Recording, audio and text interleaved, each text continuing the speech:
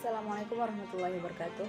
Saya Ayuni Salsabila Fitri, NIM 1212012065 dari jurusan Hukum Keluarga kelas D semester 5 akan menjawab soal ujian tengah semester mata kuliah Sosiologi Keluarga yang diampu oleh Bapak Dr. Hendri Kori, SHI MSI. Pertama, ada beberapa teori dalam kajian sosiologi keluarga, sebutkan dan jelaskan.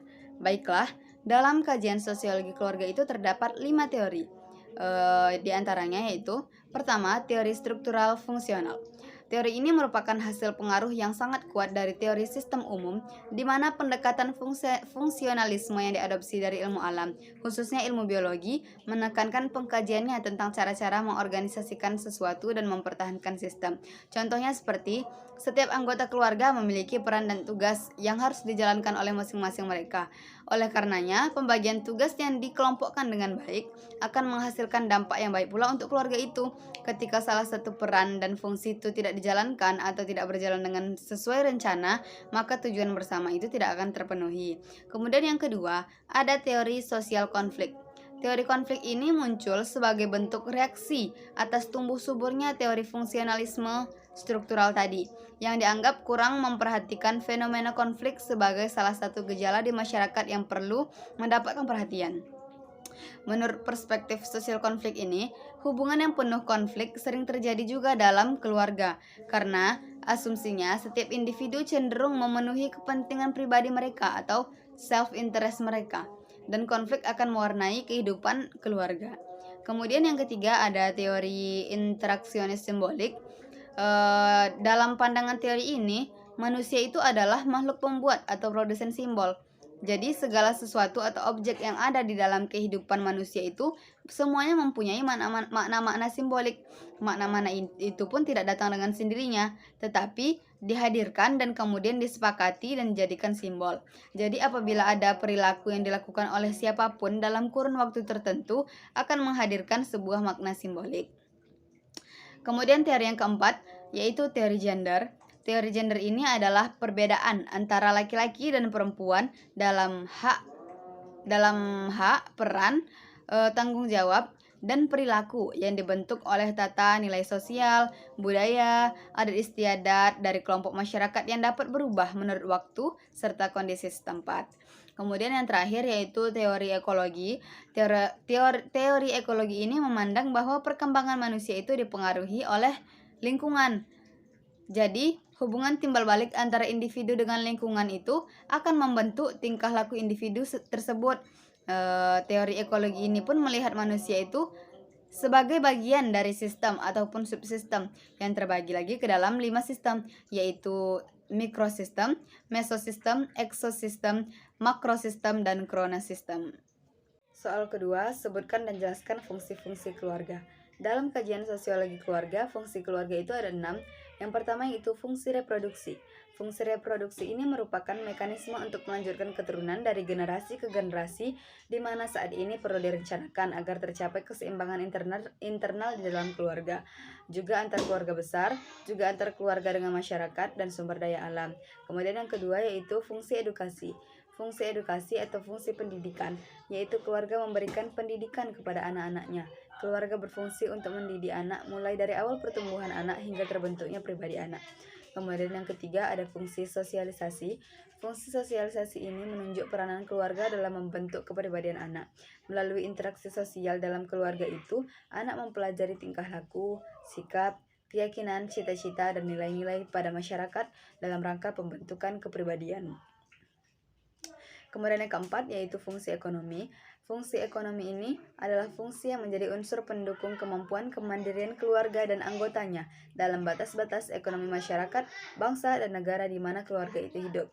Fungsi ekonomi inilah yang apabila dikembangkan dengan baik dapat memberikan kepada setiap keluarga kemampuan untuk mandiri dalam bidang ekonominya, sehingga mereka dapat memilih bentuk dan arahan sesuai dengan kesanggupan mereka masing-masing. Kemudian yang kelima ada fungsi keamanan. Fungsi keamanan ini adalah fungsi yang menumbuhkan rasa aman dan kehangatan yang tidak ada batas dan tandingannya.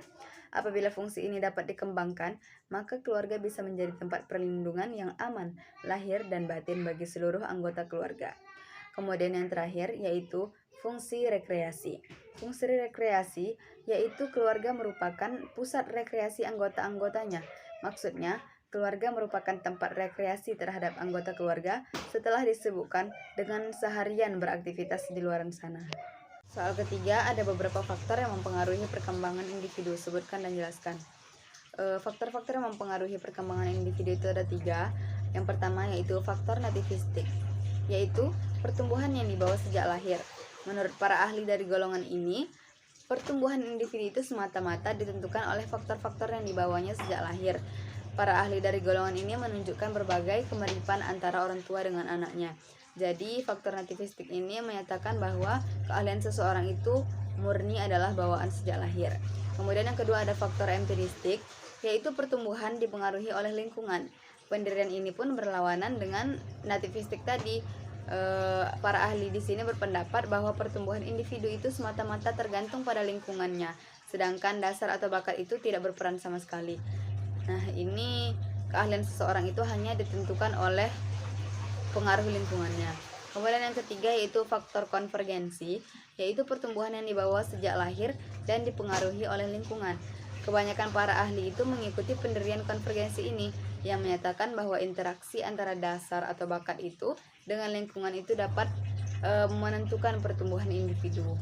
Jadi di sini adalah kombinasi antara bakat dengan lingkungan. Jadi keahlian seseorang itu tercipta dari bakatnya sejak lahir dengan pengaruh lingkungannya. Soal keempat, ada beberapa teori dalam perubahan sosial, sebutkan dan jelaskan. Teori dalam perubahan sosial itu ada 4. Yang pertama yaitu teori evolusi.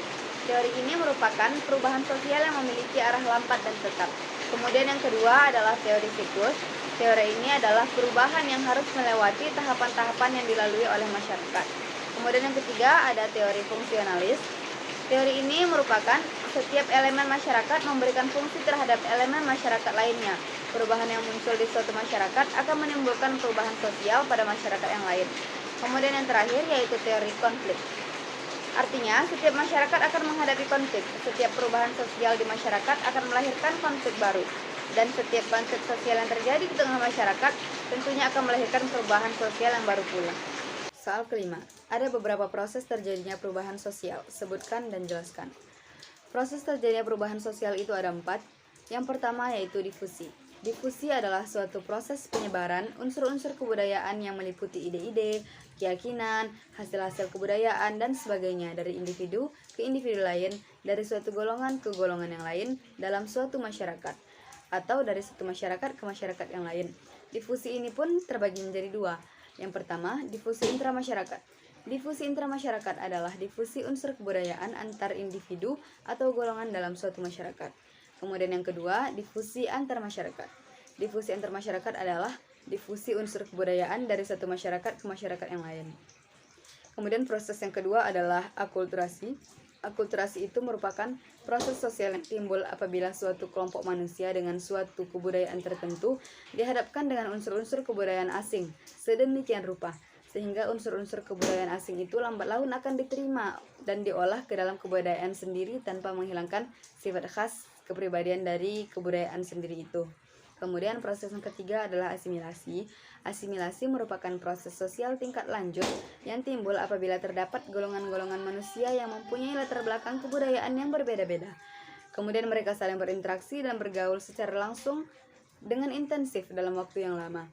Dan kebudayaan dari golongan-golongan masing-masing tadi berubah sifatnya yang awalnya khas menjadi unsur-unsur kebudayaan yang baru yang berbeda dengan aslinya. Kemudian proses yang terakhir adalah akomodasi.